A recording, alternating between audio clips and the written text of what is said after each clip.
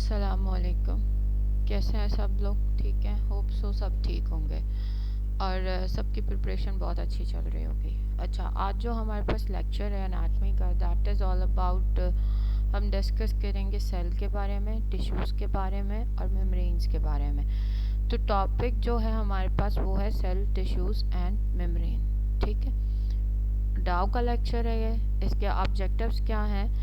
ठीक है, ऑब्जेक्टिव्स ये हैं कि at the end of this session learner will be able to describe the structure and function of a cell. कि structure क्या है किसी भी सेल का या उस सेल का फंक्शन क्या है। ठीक है, discuss the process of cell division, कि सेल के डिवीजन का प्रोसेस क्या है, माइटोसिस क्या है, मियोसिस क्या है। या आपने सेकेंड ईयर की बायोलॉजी में भी, फर्स्ट ईयर सेकेंड ईयर की बायो में पढ़ा होगा। ठीक है, और ब्रीफ इवन 9 मैट्रिक में भी है ये। Briefly discuss the importance of mitosis और मियोसिस की अहमियत बताइए कि क्या है। और दूसरा वो हमें ये कह रहा है कि classify the tissues of the body on the basis of structure, location and function into the following 4 major types. मतलब आपने क्लासिफिकेशन ऑफ टिश्यूज़ बताना है जो बॉडी पर हुई है और किसकी बेसिस पे हुई है, स्ट्रक्चर की बेसिस पे हुई है, लोकेशन की बेसिस पे हुई है और उसका फंक्शन क्या है। 4 मेजर टाइप्स कौन कौन सी हैं? एपिथेलियल टिश्यूज़ हैं, कनेक्टिव टिश्यूज़ हैं, मसल टिश्यूज़ हैं एंड नर्वस टिश्यू है। पहले तो इस लेक्चर को समझ लेते हैं, देन उसके बाद हम एंड में एक अलग से पावर पॉइंट बना के और उसके एमसीक्यूज़ भी डिस्कस करेंगे। ठीक है, अच्छा जी, सेल का स्ट्रक्चर और फंक्शन सॉरी, इसके बारे ये बहुत एक अच्छी सी इमेज दी है जिसके अंदर उन्होंने पूरा स्ट्रक्चर बताया हुआ है। ठीक है, सेल थ्योरी पे आते हैं। सेल थ्योरी के अंदर उसने लिखा है कि all living things are made up of cell. जो सारे लिविंग थिंग्स हैं, जितने भी जानदार हैं, वो सेल से मिलकर बने हैं। और सेल एक स्मॉलेस्ट वर्किंग यूनिट है लिविंग थिंग्स के अंदर। तो जो एक स्मॉलेस्ट वर्किंग यूनिट है लिविंग थिंग्स के अंदर, वो क्या है? सेल्स हैं। All cells come from pre existing cells through cell division. उन्होंने कहा कि जितने भी सेल्स होते हैं वो पहले से प्री एग्जिस्टिंग सेल से ही आ रहे होते हैं और वो सेल डिवीजन के प्रोसेस के ज़रिए होता है।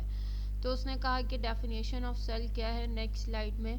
तो सेल जो है, a cell is the smallest unit that is capable of performing life functions. मतलब ये कि सेल एक छोटा सा यूनिट है जिसके अंदर वो क्या कर रहा है, वो सारे के सारे जितने भी लाइफ के फंक्शंस हैं उनको परफॉर्म करवा रहा है। Cells arise from existing cells by the process of cell division. और जितने भी सेल्स होते हैं वो पहले से एग्जिस्टिंग सेल से ही अराइज होते हैं by the process of cell division के प्रोसेस के ज़रिए। फिर उसके बाद उन्होंने क्या कहा, सेल का पूरा स्ट्रक्चर बताया।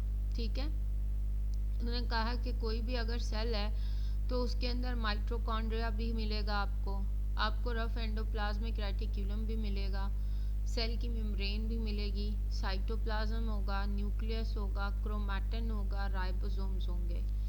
ठीक है, और lysosome, centriole, microtubules, Golgi apparatus, smooth endoplasmic reticulum and nuclear membrane. अच्छा, ये जो सब चीज़ें हैं ये हमने 9 क्लास के अंदर पढ़ा है बायोलॉजी में कि माइटोकॉन्ड्रिया क्या है, powerhouse of the cell कौन सा है, अगर साइटोप्लाज्म है तो वो वहाँ पे क्या करता है, क्रोमैटिन क्या करता है, मेन इनके फंक्शंस क्या होते हैं, बेसिकली प्रोटीन के सिंथेसिस में कौन हेल्प कर रहा है आपको। ठीक है, तो ये सब चीज़ें जो हैं ये आपने 9 क्लास में पढ़ी हैं, दैट इज़ द बेसिक्स। तो आप प्लीज़ एक दफ़ा उसे रिकॉल कर लेना। ठीक है, मैं यहाँ पर जस्ट जो लेक्चर से रिलेटेड है वो कवर कर रही हूँ। ठीक है, एग्जाम्पल्स ऑफ सेल्स क्या हैं? अमीबा, प्रोटियस, ठीक है, प्लांट स्टेम हो गया, बैक्टीरिया हो गया, रेड ब्लड सेल्स हो गए, नर्व सेल्स हो गए। ये उसने एग्जांपल्स दे दी। उसने कहा 2 तरह के टाइप्स ऑफ सेल्स होती हैं, एक प्रोकैरियोटिक सेल होता है और एक क्या होता है, यूकैरियोटिक सेल होता है। अब प्रोकैरियोटिक में डिफरेंस और यूकैरियोटिक में भी डिफरेंस आप first year second year 9 class में पढ़ के आए हो, फिर भी एक दफ़ा रिवाइज कर देते हैं। जो प्रोकैरियोटिक होते हैं do not have structures surrounded by membranes. ठीक है, इनके पास स्ट्रक्चर्स नहीं होते हैं, ये पूरी की पूरी मेम्ब्रेन से सराउंड होता है। ठीक है, फ्यू इंटरनल कुछ इंटरनल स्ट्रक्चर्स होते हैं, वन सेल ऑर्गेनिज्म बैक्टीरिया, ठीक है, एक सेल है और ऑर्गेनिजम्स है एंड बैक्टीरिया है, ठीक है, ऑर्गेनिज्म है।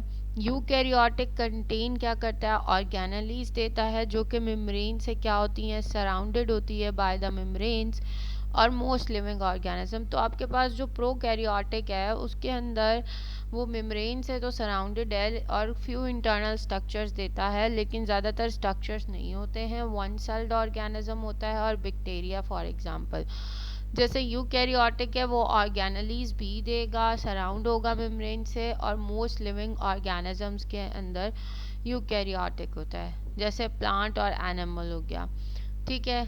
अब उसने प्लांट सेल और एनिमल सेल का भी बता दिया। अच्छा, जो एक पेपर वाला पर्सन होगा जो एग्ज़ाम आपका ले रहा है, वो यहाँ पर आपसे 2-3 चीज़ें डिस्कशन कर सकते हैं। मैं यहाँ पर एक दफ़ा हम उसे सर्च भी कर लेते हैं कि डिफरेंस बिटवीन दी, आप इस तरह से सर्च कर लेना, डिफरेंस बिटवीन द प्रोकैरियोटिक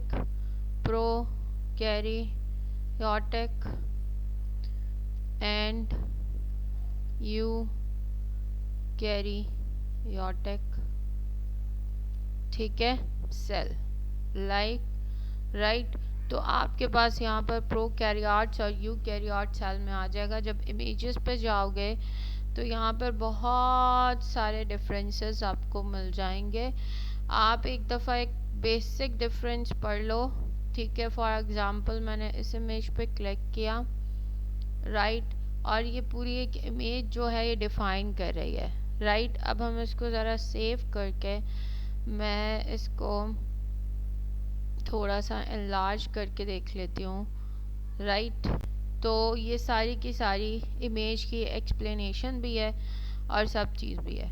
ये एक तरह से सर्चिंग पॉइंट ऑफ व्यू भी मैंने आपको बता दिया और ये भी बता दिया कि यहाँ से आप कैसे पढ़ सकते हो। देखो, अब डेफिनेशन अगर आप देखो यूकैरियोटिक और प्रोकैरियोट्स दोनों की, तो यूकैरियोटिक क्या है, any cell that contain a clearly defined nucleus, कोई भी ऐसा सेल जिसके अंदर क्लियरली डिफाइंड न्यूक्लियस हो और मेम्ब्रेन बाउंडेड ऑर्गेनेलीज हो, वो यूकैरियोटिक सेल्स होते हैं। प्रोकैरियोटिक सेल्स क्या हैं, कोई भी एनी यूनिसेलुलर ऑर्गेनिज्म, मतलब वन सेल ऑर्गेनिज्म जो कि यूनिसेलुलर हो, that does not contain a membrane bound nucleus, और ऑर्गेनेली जो कि मेम्ब्रेन बाउंड न्यूक्लियस ना दे और ऑर्गेनेलीज ना हो उसके पास, वो यूनिसेलुलर है, ठीक है। सॉरी। अब एग्जांपल्स क्या हैं हमारे पास यूकैरियोटिक सेल्स की, एनिमल हो गया, प्लांट हो गए, फंजाई हो गए, प्रोटिस्ट सेल्स हो गए, ये सारे के सारे क्या हैं, यूकैरियोटिक हैं। Bacteria and archaea are the prokaryotic cell. अगर हम कहें कि यूकैरियोटिक सेल में न्यूक्लियस होता है, तो यस, यूकैरियोटिक सेल्स के अंदर न्यूक्लियस प्रेजेंट होता है, मेम्ब्रेन बाउंड होता है। And if we are talking about the prokaryotic, तो प्रोकैरियोटिक में न्यूक्लियस क्या होगा, वो एब्सेंट होगा। अगर आप सेल के साइज़ की बात करो तो यूकैरियोटिक का 10 से 100 माइक्रोमीटर है और प्रोकैरियोटिक स्मॉल है, less than 0 micrometre to 5 micrometre है। डीएनए रिप्लिकेशन की बात करें तो ये हाईली रेगुलेट करता है with selective origins and sequences, जो कि यूकैरियोटिक है।